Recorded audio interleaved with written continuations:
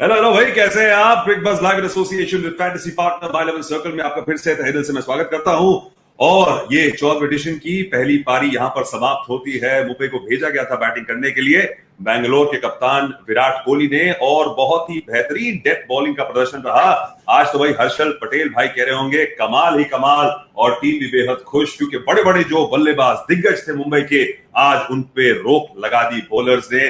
और ये देखिए जिस तरीके से हर्षल पटेल ने लिए हैं 5 विकेटें, अपने 4 ओवरों में लगा दी है रोक मुंबई के जायंट्स के ऊपर। हमारे बीच भी हमारे जायंट्स है मौजूद, एक तरफ वीरूपा जी, दूसरी ओर गोवा में आराम करते हुए आशीष नेहरा जी। बताइए दोस्तों, कैसी लगी आपको पहली इनिंग्स? भाई हमारा अनुमान तो पूरा गलत हो गया, हम तो कुछ ज्यादा ही सोच रहे थे। यहां पर दाद देनी पड़ेगी बैंगलोर के बॉलर्स की, वीरूपा जी, जिस तरीके से खासतौर से एंड पे वो आखिरी के 5 ओवर पे मुंबई के बल्लेबाजों को रोका। नहीं, बिल्कुल। अगर हर्षल पटेल वो लास्ट के ओवरों में नहीं डालते, आउट नहीं करते, तो शायद फिर 180 190 तो बड़े आराम से लग रहे थे मुझे कि बनेंगे। जिस तरीके से मुंबई ने शुरुआत की थी, बीच के ओवरों में भी जो 10 रन प्रति ओवर बनाए, लगभग ऐसा लग रहा था कि सेट है सब कुछ हार्दिक पांड्या, कृणाल पांड्या और किरण पोलार्ड के लिए। लेकिन कमाल की गेंदबाजी की हर्षल पटेल ने। एक ही चीज अच्छी रही है कि बैंगलोर की कि कुछ सालों से हर्षल पटेल उनके साथ है, तो उनको नहीं छोड़ा है। तो आज वो काम आए हैं जो उन पर विश्वास दिखाया कप्तान कोहली ने, खासकर उन्हें अंतिम ओवरों में इस्तेमाल किया। कि ये ग्राउंड बड़ा भी है और विकेट भी थोड़ा सा, जब आप स्लो रन्स डालते हो या लेग कटर्स डालते हो या कहते हैं जिसे वेरिएशन करते हो, वो काम आता है। तो उसका सही इस्तेमाल किया हर्षल पटेल ने। सही कह रहे हैं आप, जिसको छोड़ा नहीं उसने आज कमाल दिखाया। जो नेहरा भाई कह रहे थे कि भाई टीम में ऐसे खिलाड़ियों को रखो, मौका देते रहो, और ये है हर्षल पटेल, बैंगलोर की टीम के जो कई सालों से टीम के अंदर हैं, और अंत में आके नेहरा जी कर दिया कमाल उन्होंने। नहीं, देखिए टीम ने छोड़ तो दिया था, अभी दिल्ली कैपिटल के पास गए थे, वहां से ट्रेड होके वापस आए हैं और आज खिलाया भी है। नवदीप सैनी से पहले खिलाया है, तो मेरे लिए तो थोड़ी आश्चर्य वाली बात थी। पर अगर आप हर्षल पटेल की गेंदबाजी की बात करें, देखिए काफी एक्सपीरियंस है उनके पास, हरियाणा के लिए भी इतने साल से खेल रहे हैं। आप जो बात करते हैं ना, आपके 3rd और 4th फास्ट बॉलर, उस रोल में वो बिल्कुल फिट होते हैं। हालांकि अगर अभी ये 11 आप देखें, शायद एक रीजन ये भी था कि डेथ की बॉलिंग, और दूसरा रीजन साथ में था कि वो थोड़ी बल्लेबाजी भी कर लेते हैं। नहीं तो नवदीप सैनी भारत के लिए भी खेल रहे हैं, उनको शायद उनसे पहले खिलाया जाना चाहिए था। पर जिस तरीके से विराट कोहली ने अपने गेंदबाजों का इस्तेमाल किया कि 12वें 13वें ओवर तक चहल के भी 3 ओवर हो गए, जेमिसन और मोहम्मद सिराज के भी 3-3 ओवर हो गए, अभी भी 6-7 ओवर बचे थे। तो ये दिखाया कि हर्षल पटेल को रखा है वो जॉब करने के लिए कि 2 ओवर या 1 ओवर आप बाद में डालेंगे। आज वाशिंगटन सुंदर तो उतना भरोसा नहीं दिखाया, पर हर्षल पटेल ने जिस तरीके की पिच, हालांकि देखिए गेंद गीला हो रहा था, पर गीला होने के बाद भी बॉल ना थोड़ा ग्रिप कर रहा था, थोड़ा फंस रहा था। तो ये दर्शाता है कि ये पिच किस तरीके की है। तो यहाँ पे आपको तारीफ करनी होगी हर्षल पटेल की कि उन्होंने पिच को बड़े अच्छे तरीके से इस्तेमाल किया। और कहीं ना कहीं मलाल रहेगा मुंबई इंडियंस के जहन में कि जैसे वीरू ने भी कहा ना कि एक समय पे आराम से 185 रन लग रहे थे, खासतौर पर जिस तरीके की पहले शुरुआत स्लो, उसके बाद जहां पहुंच गए थे 10 ओवर में 185 बनना चाहिए था। पर आज जो बड़े स्ट्रोक की जो आप बात करते हैं ना, हार्दिक पांड्या सब बाउंड्री पे आउट हो गए, ये T20 में देखने को मिलता है। पर आरसीबी के नजरिए से एक चीज ये अच्छी है कि अब हर्षल पटेल को यहाँ से कॉन्फिडेंस मिलेगा।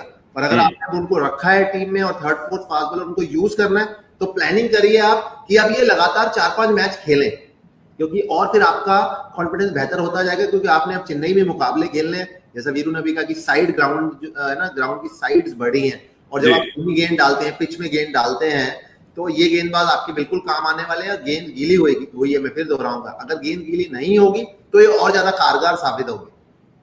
बिल्कुल सही कह रहे हैं आप। मुंबई के बल्लेबाजों की बात करते हैं भाई। शुरुआत हुई हिटमैन से, और वीरूपा जी ये क्या है हिटमैन के बारे में? हिट्टें तो लंबी अच्छी लगाते हैं, लेकिन ये रनिंग बिटवीन द विकेट्स का जो मामला है इनका, most number of dismissals for a batsman running between the wickets, usually opposite batsman को आउट कराते हैं। इस बार खुद भी आउट हो गए, लेकिन अच्छी लय में लग रहे थे। अगर वो रहते वहां पर तो कहानी अलग हो सकती थी, फॉर्म में अच्छे थे। लिन भाई साहब थोड़ी परेशानी में कप्तान को आउट करने के बाद रन्स तो मारे, लेकिन अगर हिटमैन वहां होते, मौजूद होते, तो ये स्कोर काफी लंबा हो सकता था। नहीं, बिल्कुल। शायद पहली बार खेल रहे हैं क्रिस लिन के साथ, ओपनिंग कर रहे हैं रोहित शर्मा, तो तालमेल उतना अच्छा नहीं था। शुरुआत रोहित शर्मा ने अच्छी की थी, क्रिस लिन आराम से खेल रहे थे, समय ले रहे थे अपना। लेकिन ये होता है कभी यस नो में रन आउट हो जाता है। रोहित शर्मा बहुत रन आउट होते हैं या करवाते हैं। अगर आंकड़े आपको दिखाएंगे यहाँ पर, तो उन आंकड़ों में मतलब सबसे ऊपर अगर किसी का नाम आता है तो वो रोहित शर्मा का होगा। एक टाइम में इंजमाम उलक कैसा करते थे, इंजमाम उलक बहुत रन आउट होते थे या करवाते थे, तो अब शायद उनकी जगह रोहित शर्मा ने ले ली। लेकिन अगर वो खेलते, ऑब्वियसली अगर रोहित शर्मा रहते, तो जिस टच में वो लग रहे थे, ऐसा लग रहा था कि आज अच्छे टच में है, तो मुंबई इंडियंस को एक अच्छी शुरुआत देंगे। लेकिन उसके बावजूद भी शुरुआत तो बढ़िया रही कि 10 ओवर में लगभग 84-85 रन थे, 2 ही आउट थे। वहां से मुझे ऐसा लग रहा था कि 200 तक भी आज मुंबई पहुंच सकती है। लेकिन यही है, क्रिकेट अनिश्चितताओं का खेल है, यहाँ हर प्रेडिक्शन फेल है कि आप सोचो कुछ, प्रेडिक्शन कुछ भी करो, लेकिन अंत में कुछ भी हो सकता है। क्योंकि जिस प्रकार की गेंदबाजी हर्षल पटेल ने की, वो तारीफ काबिल थी। क्योंकि अगर वो नहीं करते तो फिर जो आशीष नारायण ने कहा 185-190 बड़े आराम से बनते। बिल्कुल सही कह रहे हैं आप, हर्षल पटेल की जानदार परफॉर्मेंस उस आखिरी ओवर के अंदर। लेकिन नीरज भाई, बाकी बॉलर्स पे भी नजर डालते हैं, जिस तरीके से परफॉर्मेंस रही, जो बॉलिंग कर रहे थे, जो लय में कर रहे थे, पहाड़ जैसे जेमिसन जो आके बॉलिंग कर रहे हैं, मतलब पहले माले से, और उनके साथ मोहम्मद सिराज ने बॉलिंग की। ये बॉलिंग ऑर्डर को आप देखते हैं तो कैसे लग रही है आपको बैंगलोर की बॉलिंग, और आज कौन से ऐसे बॉलर से आप इंप्रेस हुए? देखिए, मोहम्मद सिराज ने बहुत अच्छी गेंदबाजी करी। अगर आप केवल आंकड़ों पर भी ना जाए, जिस तरीके से वो रनअप पर दौड़ रहे हैं, कि साफ झलकता है कि जो उन्होंने ऑस्ट्रेलिया में किया है, पिछले कुछ महीने उनके घटे हैं, तो कॉन्फिडेंस, मनोबल उनका काफी ऊपर है। जेमिसन, हमने शो में पहले भी चर्चा करी कि यहाँ पर उनको बाउंस जरूर, जैसे कि हम बात कर रहे थे कि उनको अतिरिक्त बाउंस मिलता है, कि देखने वाली बात ये होगी कि यहाँ पर मिलता है कि नहीं चेन्नई में। तो आज देखा गया कि उनको यहाँ पर भी बाउंस मिला, जिसके चलते सूर्य कुमार यादव आउट हुए। पर अगर आप ओवरऑल बॉलिंग अगर आप देखेंगे तो आपको इस तरीके की गेंदबाजी करते रहनी पड़ेगी डेथ में। अगर आप बेंगलोर की इस गेंदबाजी की बात करें, खासतौर पर मोहम्मद सिराज, हर्षल पटेल, जेमिसन को बीच में मैं ये जरूर कहूंगा कि वाशिंगटन सुंदर को थोड़ा लेट लेके आए, कि आजकल ये सोच चलती है कि राइट हैंडर खेल रहे हैं तो आप ऑफ स्पिनर को ना लगाएं। हालांकि वो कहते हैं ना, बकरे की मां कब तक खैर मनाएगी, आखिर में उन्हें लाना पड़ा और आउट भी वही करके गए हैं क्रिस लेन को। वहां विराट कोहली को जरूर थोड़ा विचार विमर्श करना चाहिए कि उनको आप पहले भी ला सकते हैं, केवल नई गेंदबाजी कह रहा हूँ कि थोड़ा जल्दी लाएं। और एक हमने बहुत बार देखा आईपीएल में, अक्सर ही कप्तान करते हैं कि आज भी जेमिसन को एक ओवर डालने के बाद रोक दिया, चहल का चौथा ओवर चहल से कराया गया, थोड़े रन पड़ गए, फिर जेमिसन को लाए। तो ये वो टीम करती है जिसके पास ना बॉलिंग की ऑप्शंस ना हो। आपके पास 7 ऑप्शन 8 ऑप्शन है मैक्सवेल को मिला के, तो आपके पास ऑप्शंस हैं, पर जो आपके खिलाड़ी उनको आप बैक जरूर करें। तो मैं देखना चाहूंगा आने वाले मुकाबलों में, एक तो नवदीप सैनी, और दूसरा देखना चाहूंगा कि हर्षल पटेल को क्या आप ये रोल देते हैं। अगर आप ये रोल देते हैं कि 2 ओवर आपने लास्ट के 4-5 में करने ही करने हैं, तो फिर आप उनको बैक करिए। क्योंकि जब आप ये वाला काम करते हैं ना, तो किसी दिन 2 ओवर में 30 रन भी पड़ेंगे, तो क्या आप उनको डिफेंस में बाहर बैठाएंगे? वो नहीं। तो उस लहजे से अगर आप देखें कि मोहम्मद सिराज, जेमिसन, वाशिंगटन, चहल, इन्होंने तो खेलना ही खेलना है, पर खुदा ना खास्ता अगर हर्षल पटेल को रन पड़ जाते तो फिर आपने जैसे देखा ना कि टीम बहुत उथल पुथल करती है, भगदड़ मचती है, तो वो अब कुछ मैच के लिए भगदड़ रुक जाएगी आरसीबी की, जो एक अच्छी चीज है। देखिए, आपके ऑप्शंस बहुत है, पर एक समय ऐसा लग रहा था कि जब ज्यादा रन बनेंगे कि अरे गेंदबाजों के सारे ओवर्स भी खत्म हो गए। चहल को बहुत बार हमने देखा है कि 16वां-17वां ओवर डालते हैं आरसीबी के लिए, आज 4 ओवर खत्म हो गए थे, शायद 14वें ओवर या 13वें ओवर तक। तो आज विकेट्स मिल गई तो सब चीजें ठीक लग रही हैं, पर गोइंग फॉरवर्ड आपको और थोड़ी सी प्लानिंग ना, क्योंकि वाशिंगटन सुंदर भी अब इंडिया खेल रहे हैं, तो आप उनको बेहतर इस्तेमाल कर सकते हैं, चाहे राइट हैंडर्स ही क्यों ना खेल रहे हैं। बड़ा इंटरेस्टिंग पॉइंट है आपका। मैं वीरू पाजी से भी ये राय जानना चाहूंगा, जिस तरीके से वो बोल रहे हैं, खासतौर से वाशिंगटन सुंदर के बारे में। यूजुअली पावर प्ले में उनको इस्तेमाल करते हैं, आज नहीं किया, और जिस तरीके से बॉलर्स को रोटेट कर रहे थे विराट कोहली, आप सहमत उनकी डिसीजन से, कौन से बॉलर को कब लाना? देखिए, बिल्कुल मत सहमत तो हूं, लेकिन आशीष नारायण ने एक बहुत अच्छा पॉइंट यहाँ पर ये बोला है कि जो गेंदबाज आखिरी के ओवरों में करता है, वो ज्यादातर इस टूर्नामेंट में ना सक्सेस कम और फेलियर ज्यादा होंगे, क्योंकि ये इतना बड़ा टूर्नामेंट है और उसमें जिस दिन उसका दिन अच्छा नहीं होगा, उस दिन वो 2 ओवरों में 30 रन, 2 ओवरों में 25 रन ऐसे खाएगा।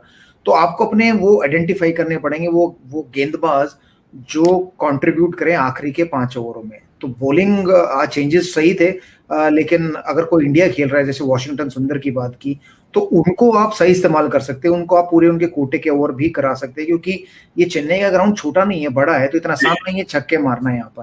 तो मुझे लगता है चेंजेस ठीक थे, लेकिन गोइंग फॉरवर्ड बैंगलोर के लिए ये भी सोचना होगा कि सिर्फ और सिर्फ एक पर्टिकुलर बॉलर आखिरी के उसमें ना डाले कि लास्ट के 3 ओवर बचे तो 2 हर्षल पटेल ही डाले, क्योंकि हर बार ऐसा दिन नहीं होगा हर्षल पटेल का जैसा आज था।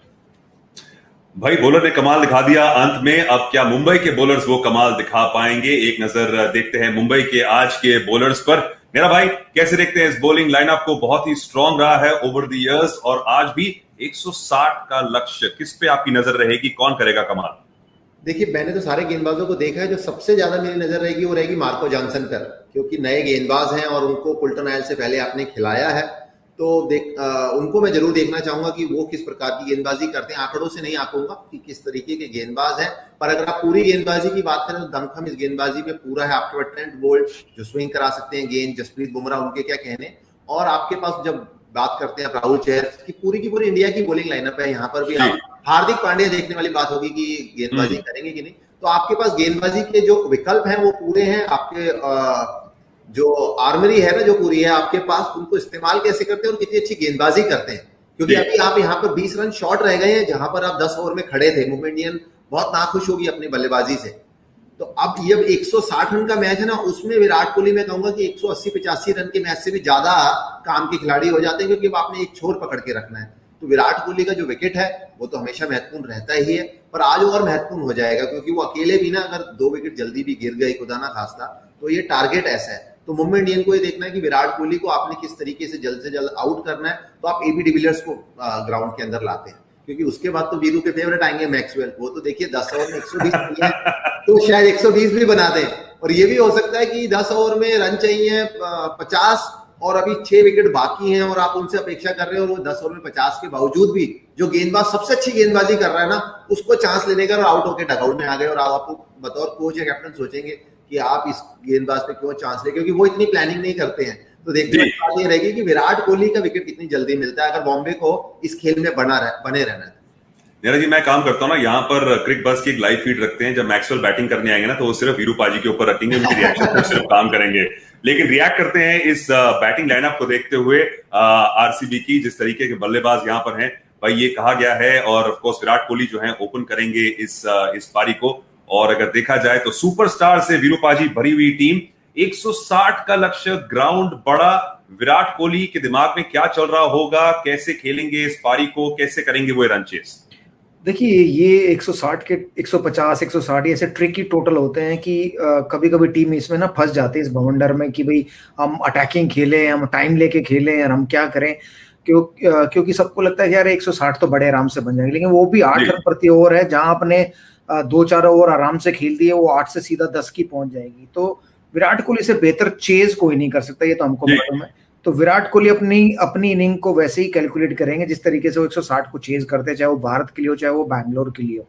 तो एक चीज आशीष ने बहुत बढ़िया कही कि विराट कोहली का इंपॉर्टेंट विकेट है, अगर वो जल्दी मिल जाता है तो शायद मुंबई के पास चांस है कि वो इस टोटल को डिफेंड कर सके। लेकिन हम जितने भी मर्जी बातें कर ले, फिर भी क्रिकेट अनिश्चितताओं का खेल है, यहाँ प्रेडिक्शन फेल है। बिल्कुल सही कह रहे हैं आप। और विराट कोहली जो है अभी एक जख्मी शेर की तरह नेरा पाजी बाहर आएंगे, आंख में बॉल लगी है, लिटरली ब्लैक आई है भाई। वो ठीक हो भाई, बैट टूट रहे हैं, लोगों की आंखों पे लग रहा है। कमाल की पहली पारी है, यहाँ पर आक्रमण हो गया है 14वें एडिशन के अंदर। लेकिन भाई जाते जाते दोनों से पूछ लेते हैं, भाई हमारी पहली प्रेडिक्शन तो हो गई फेल, यहाँ पर एक और तुक्का लगाते हैं, अनुमान लगाते हैं, जो हमें लगे लगाते हैं। नेरा भाई, किसकी होगी नदिया पार, कौन जीतेगा ये मैच, क्या कहते हैं आप? देखिए जिस तरीके से अभी तक खेल चला, मैं तो बैक करूंगा रॉयल चैलेंजर्स बेंगलोर को, क्योंकि उनके 20 रन कम रह गए हैं। और सिर्फ एक चीज इसमें ये भी ऐड कर दूंगा, जैसे पहले भी मैंने कहा कि देखने वाली बात होगी कि किससे विराट कोहली गेंदबाजी शुरुआत कर रहे हैं। यहाँ पे भी देखने वाली बात होगी रोहित शर्मा किसके साथ जाते हैं। मेरे हिसाब से तो जसप्रीत बुमराह और ट्रेंट बोल्ट के साथ जाना चाहिए, जितने रन है बोर्ड। देखिए कह दिया नेरा जी ने। वीरू पाजी क्या कहते हैं आप?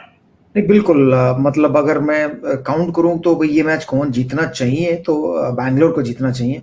हाँ, अपनी बैटिंग में ही अगर वो अपने पैर पे कुल्हाड़ी मार ले तो बात अलग है, वरना तो 160 इतना बड़ा टोटल नहीं है, समय लेकर भी खेलेंगे तो बनना चाहिए।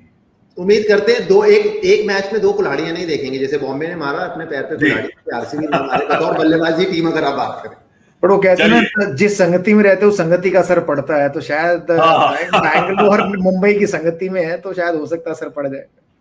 भाई कुछ भी हो सकता है, कुछ भी हो सकता है। 160 का लक्ष्य है। मुंबई जो है हमेशा धीमी शुरुआत करती है, और यहाँ बैंगलोर की टीम में है पूरा दम 160 करने का। लेकिन भाई आगे मुंबई ने चूड़ियां नहीं पहन रखी है, चैंपियन है और 5 बारी जीत चुके हैं। चलते हैं दूसरी इनिंग्स की ओर, मैच के बाद बातचीत करेंगे हमारे भाइयों से, और हम आपसे मिलेंगे ऑफ कोर्स यहीं पर, कहां पर, क्रिक बस पे, और कहां जाएंगे।